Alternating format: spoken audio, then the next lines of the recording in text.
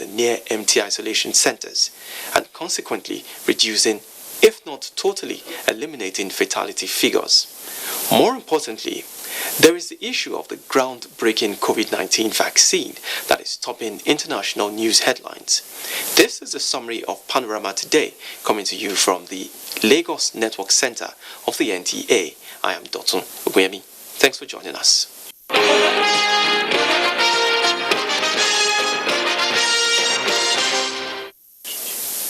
Vice President Yemi Osinbajo says Nigeria is emerging stronger from the economic recession and expressed confidence in ongoing efforts to address factors responsible for the hyperinflation recently recorded by the country. Speaking at the opening of the 26th session of the Nigeria Economic Summit tagged Building Partnership for Resilience, the Vice President said the Economic Sustainability Plan is private sector led with a view to returning the country on the path of sustained positive growth. Leah Katung Babatade completes the story. Gathered here and virtually are global policymakers, business leaders, development partners, scholars and youth for a big conversation for action on the Nigerian economy. Though the initial plans were around partnerships, the recession, a consequence of the coronavirus pandemic, was a key feature, and the Vice President Yemi Osinbajo took time to itemize efforts by the government to build confidence and restore growth, among which is the reduction in levies for imported vehicles from 35% to 5%. A decision, he says, was taken to ease the cost of transportation, a prominent factor responsible for the sharp rise in inflation figures. He virtually declared the summit open with an assurance that the economic sustainability plan will achieve its target. All the programs in the ESP, that's the Economic Sustainability Plan, are reliant on the private sector playing a key role in creating and conserving jobs and the production and delivery of services in agriculture, in housing, in solar power, and digital technologies, to mention just a few sectors. To take the example of agriculture, with the support of the banking sector, the federal government is working to organize finance for farmers, and we're also guaranteeing uptake of the produce. This is the mass agriculture program which the federal government has undertaken. The summit is hinged on three pillars: collaboration, execution, and impact. Minister of Finance, Budget and National Planning Zainab Ahmed is optimistic that the country will get out of recession by the first quarter of 2021. Yes, through the vigorous implementation of the Economic Sustainability Plan and also ensuring that there is liquidity within the system, funding government's budget for all ministries, departments and agencies to implement their programs and projects. We must rise to deliver our economy and an economy that is worthy of our stewardship, and protect our population from the scourge of poverty and exclusion. No excuses, no ifs, no buts. The subnationals are fully carried along in the conversation this year with a view to gain traction for Nigeria to meet the SDGs target by the year 2030. In Abuja, Leah Katung Babatade, NTA News.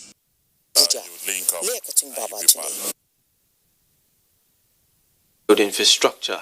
Minister of Works and Housing Babatunde Raji Fashola has ordered trucks and other articulated vehicles that are parked at the roadsides at Ogere access along the Lagos-Ibadan Expressway to immediately vacate the roads to protect the integrity of the already completed portions. The minister, who said this while inspecting the project, expresses satisfaction with the level of work, with hope that when completed, the road will bring about the much-needed development to small-scale businesses in the access. It is one road that keeps getting public attention as it has been under reconstruction for years. The Lagos-Ibadan Expressway is one of the busiest in Nigeria. According to a 2013 report, 40,000 vehicles ply the road per day, and at peak periods, 3,000 vehicles per hour. But this figure has significantly increased, generating more pressure on the road.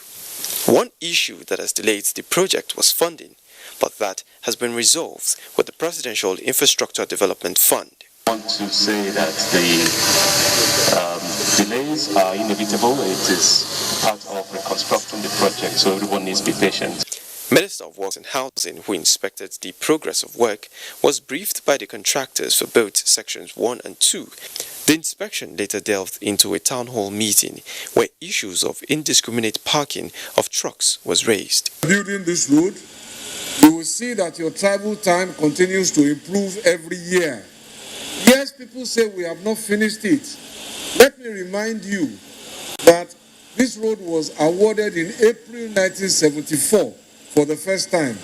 It was finished 4 years after, in 1978. There was no traffic then. There was oil money in 1974. It still took 4 years to build. Now imagine what we are doing without oil money, with traffic management every day. Just please bear with us. So I want us to now immediately begin to pay attention to these roads, particularly starting from Ikorodu, Shagamu, Iperu, Ode, Shakpade Road, which has now become the alternative road. The road, which was initially constructed with 7.3 meter asphalt pavement, is being reconstructed to 18.5 meters with 4 layers of asphalt to cope with the expected vehicle pressure, among other plans to include 2 toll gates.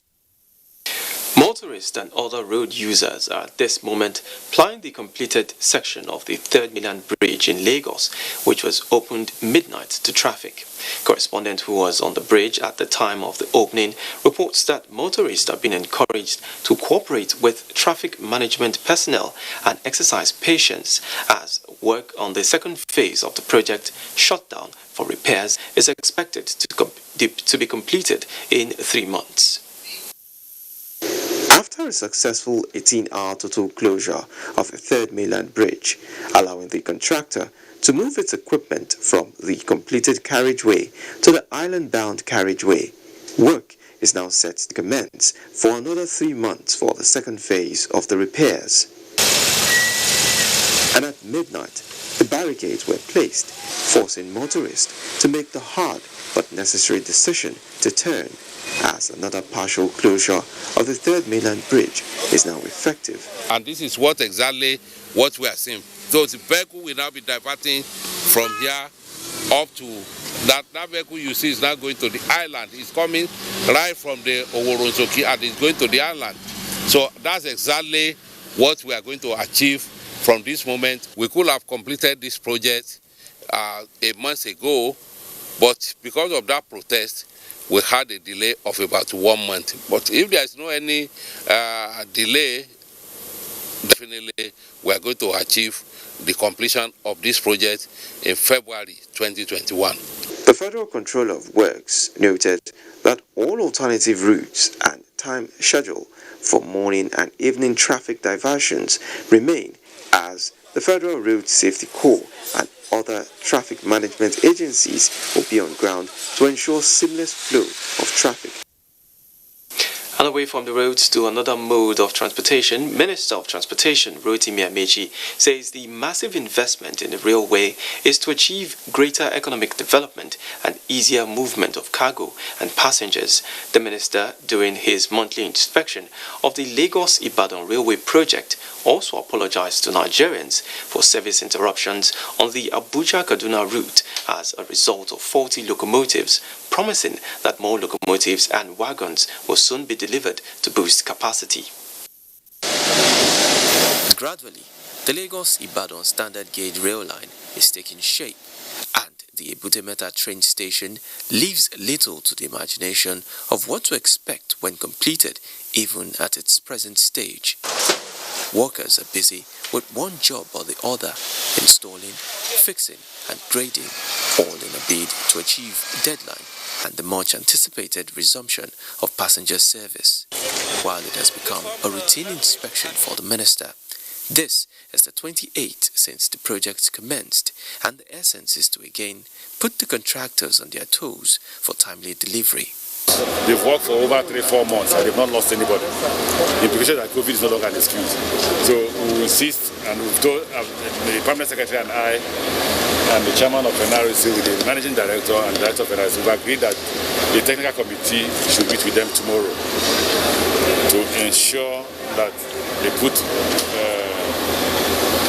not policies, measures that will ensure that the pace of work is increased. Issues around unresolved signaling system and other matters such as reduction of the workforce employed on the project and relocation of pipelines to link the rails with the Lagos port are set to be resolved. We have come across such pipelines at Ijora. We are trying to see that we relocate them before we can move. But beyond that, works have continued to progress into the port. A well-functioning rail system is an absolute imperative to unlock the potential of this economy. And as the train runs faster, with every inspection, the Nigerian Railway Corporation is more confident that lives and businesses would benefit immensely when the rail begins commercial operations. President Muhammadu Buhari has assured that diplomatic relations between Nigeria and the Republic of Chad will always remain cordial, not only as neighbors but as brothers. President Buhari, who stated this at State House Abuja on Tuesday while receiving a special envoy from His Excellency President Idris Deby Itno of Chad, added that Nigeria appreciates the support she is getting in tackling insecurity from the neighboring country. He said Nigeria is aware of the problem Chad has with Libya, which supports some Chadian rebels trying to destabilize the country since instability in Libya after 42 years of Muammar Gaddafi. He said from Mauritania to Central African Republic, Gaddafi recruited gunmen who learned to do nothing else but kill. When the former Libyan leader was killed, the gunmen escaped with their arms and are now wreaking havoc. President Buhari also expressed Nigeria's gratitude to Chad for the support given to combat Boko Haram insurgency. The president assured that Nigeria would always back Chad in its local and international aspirations. The special envoy, Anime Abba Siddiq, Minister of Foreign Affairs, African Integration and Chadians Abroad, conveyed a message from his president, whom he said sent fraternal greetings to President Muhammadu Buhari and Nigerians in general.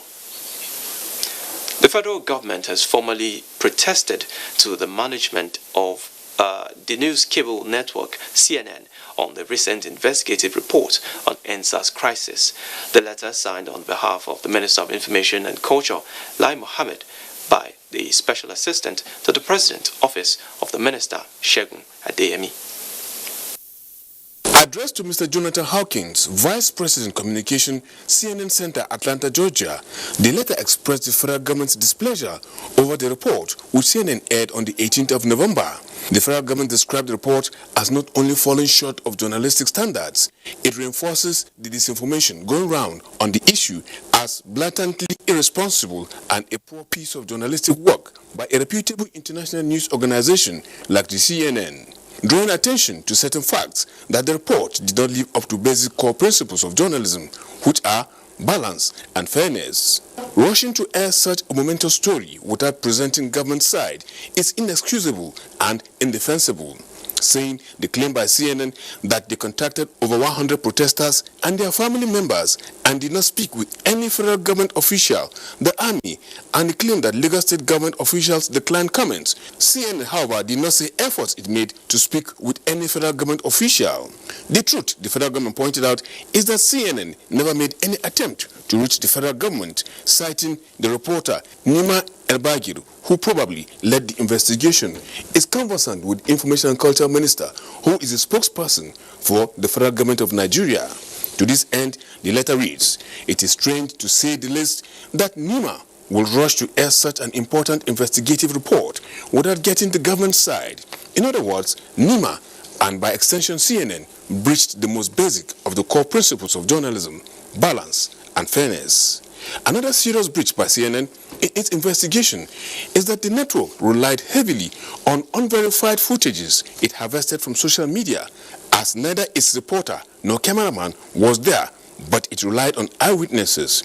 Again, the letter drew CNN's attention to its official Twitter handle, which it tweeted on the 23rd of October that 38 people have been killed, only for CNN again to mention that one person was killed in its report. It is equally surprising that CNN had footages showing vehicles carrying soldiers left the barracks and how they arrived Lekki tollgate, but couldn't obtain footages of those killed. With CNN saying it stands by its report, the federal government of Nigeria finds this position baffling, considering the fact that the report lacks fairness and balance. This face-saving measure by respectable news network caught in the blinding glare of fake news and disinformation explains a high level of arrogance in defense. On CNN Star Eyewitness in the report, DJ Switch, CNN didn't know that DJ Switch's story on Lekki tollgate shooting has changed several times, from claiming she counted 78 bodies, later changed to 15, and now she's claiming 7. For CNN to hold on to DJ Switch as its witness, DJ Switch has credibility problem. Hence, she can't pass any integrity test.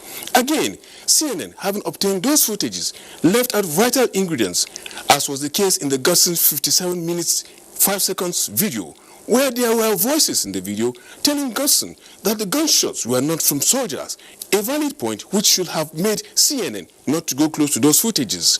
However, CNN was asked why it forgot to mention that 6 soldiers and 37 policemen were killed, while 196 policemen were injured, with monumental destruction of government and private properties during the EndSARS protests. For the records, the federal government says this is not the first time CNN will be airing an inaccurate hoax story about Nigeria. In February 2007, Nigeria accused CNN of staging one of its reports from the Niger Delta region. CNN and its then African correspondent, Jeff Konange, flatly denied the charge. In the end, that's the story today. So, as a form of remediation, the federal government of Nigeria demands an immediate and exhaustive investigation from CNN into its investigative report on Lekki tollgate incident to determine, among others, its authenticity, whether or not it met the basic standards of journalism, and also the selective use of unverified social media videos to manipulate public opinion.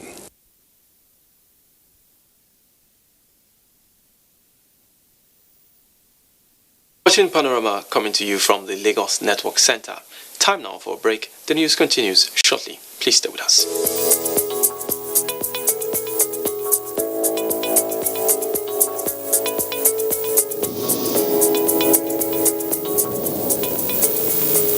The recent genuine concerns and agitations by Nigerians about the excessive use of force and in some cases extrajudicial killings and wrongful conduct by men of the Nigerian police force. The disbanding of SARS is only the first step in our commitment to extensive police reform in order to ensure that the primary duty of the police and other law enforcement agencies remains the protection of lives and livelihoods of our people. We will also ensure that all those responsible for misconduct or wrongful acts are brought to justice. We also deeply regret the loss of life of the young man in Oyo State during the recent demonstrations. I have directed that the circumstances of his death should be thoroughly investigated. Meanwhile, it is important to recognize that the vast majority of men and women of the police force are hardworking and diligent in performing their duties. The few bad eggs should not be allowed to tarnish the image and reputation of the force.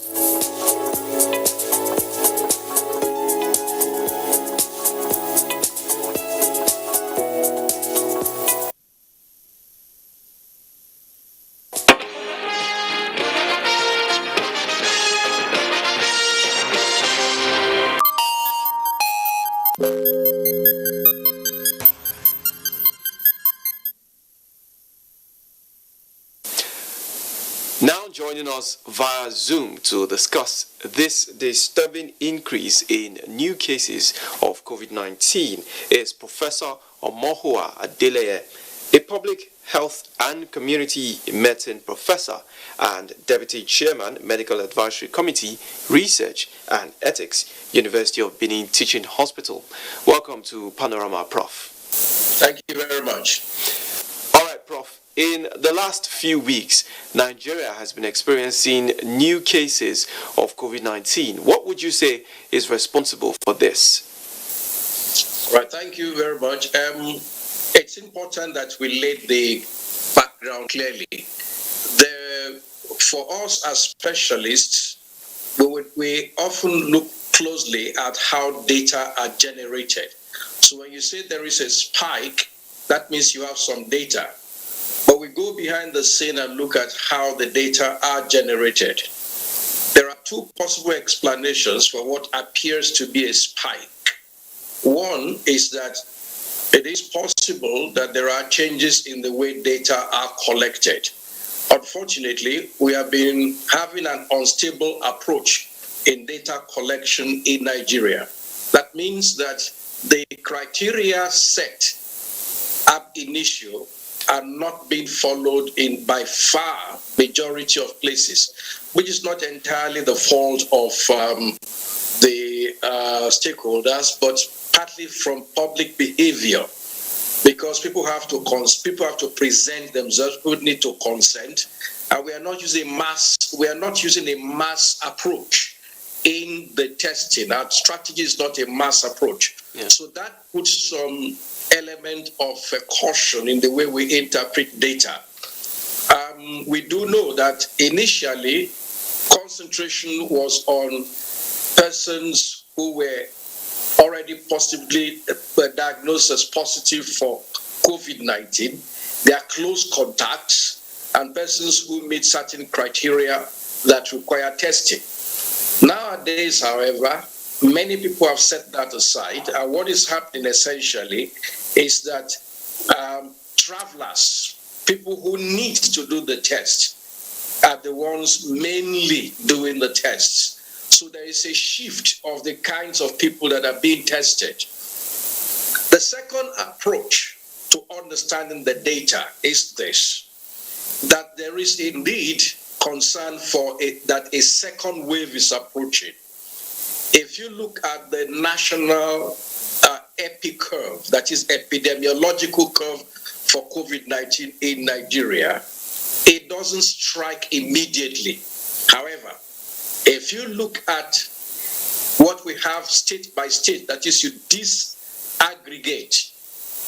If you pick Lagos State, it shows a very obvious pattern of a second wave setting in, which is what we need to really look at, because Lagos is an epicenter for COVID-19 in Nigeria. That means that it depicts either an... Thank you so much, Professor Omohua Adeleye, for your time. That's the much we can take. Now, next is Sports Update with Olumide Ekuntola. Football-loving Nigerians have continued to react to the ban of CAF President Ahmad Hamad by FIFA for 5 years from all football-related activities, describing the scenario as a bad omen for development of football in Africa. Especially after investigations into his activities. And I also think that politics also is playing a big role. Under Ahmad, he sold African football to FIFA. You remember the story of Fatma Samora coming to take over CAF? In another development, the Flying Officers Cup and Nigerian Women Football League Pre-Season Championship ended Sunday in Abuja, with Bayelsa Queens defeating Nazara Amazons 1-0 to win the tournament. 8 teams competed in the week-long event in honor of Nigeria's first female helicopter combat pilot, the late Tolulokpe Arotile. Thinking of younger girls is our main passion. They have once again been able to prove to the world that Nigeria has come of age. In volleyball, the Nigerian Volleyball Federation Super Cup commenced at the weekend in Ilorin, with 7 male and 6 female teams participating in compliance with COVID-19 protocols. The 2 results indicate that Civil Defense beat Army Team 3-0. Same for Nigeria Customs, that defeated Kada Emeralds 3-0 in the female events. In the male event, Sunshine Spikers beat Army 3-0, Kano Pillars also beat Nigerian Police 3-0, while Civil Defense beat Nigeria Customs 3-2. They have really shown their skills this competition. It's worth the top 8. I give it up for the organizer for a well-organized aspects of COVID-19 protocols. In tennis, Nigeria's #1 female tennis player, Oyinlomo Quadri, has organized a 2-day tennis tournament for about 36 ball boys, which ended on Sunday at the Lagos Law Tennis Club. The competition focused on creating platforms to develop the talents of the ball boys. My dreams to open a tennis academy here in my club. The tournament, tagged Oyinlomo's Foundation, is to give back to the game of tennis. With sports update, Olumide Kuntola, NT News. And with sports, we wrap up Panorama from the Lagos Network Center. Many thanks for watching.